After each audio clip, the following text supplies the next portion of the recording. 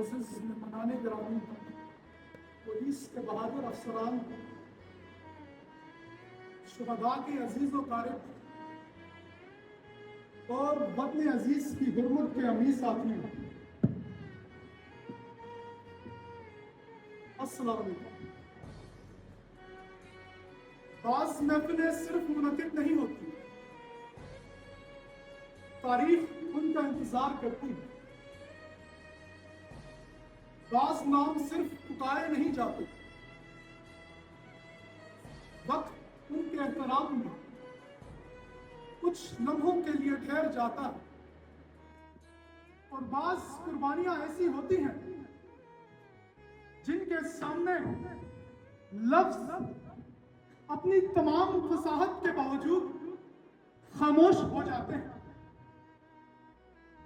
تب احساس ہوتا ہے کہ تاریخ صرف سیاہی سے نہیں لکھی جاتی، کبھی وقت کو قلم نہیں ملتا، کبھی لمحے عجیب کھیل کھیلتے ہیں اور انسانوں کے لہو سے اپنا مقدمہ رقم کر لیتے ہیں۔ پھر سکوت پہاڑوں کی پیشانی پر ایسے نوحے لکھ دیتا ہے جنہیں وقت کی کوئی بارش دھندلا نہیں سکتی۔ پھر انہی نوحوں کی گونج نسلوں کے کردار میں جرأت کی بنیاد رکھتی ہے۔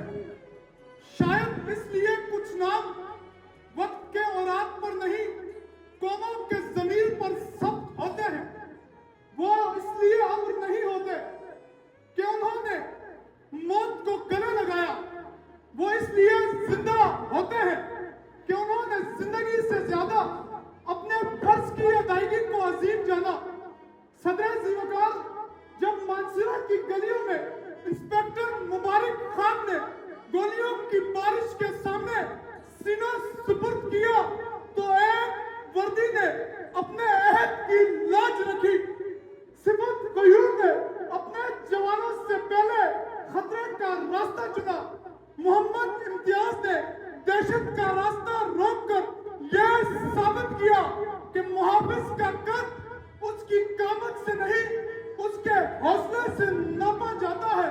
اور چودھری اسلم نے نعرہ تکبیر بلند کرتے ہوئے کہا کہ دھماکے تو صرف جسموں کو بکھیر سکتے ہیں مگر یقین کو شکست نہیں دے سکتے۔ اور یہ کہتے ہوئے شہادت کا جام پی لیا کہ ہم تخت میں سے ایک چنا کرتے ہیں، ہم تو عجب شان سے دنیا میں جیا کرتے ہیں۔ کہ تو کیا چیز ہے، بندوق کسے کہتے ہیں، ہم تو ٹینکوں کی سفید چیز دیا کرتے ہیں۔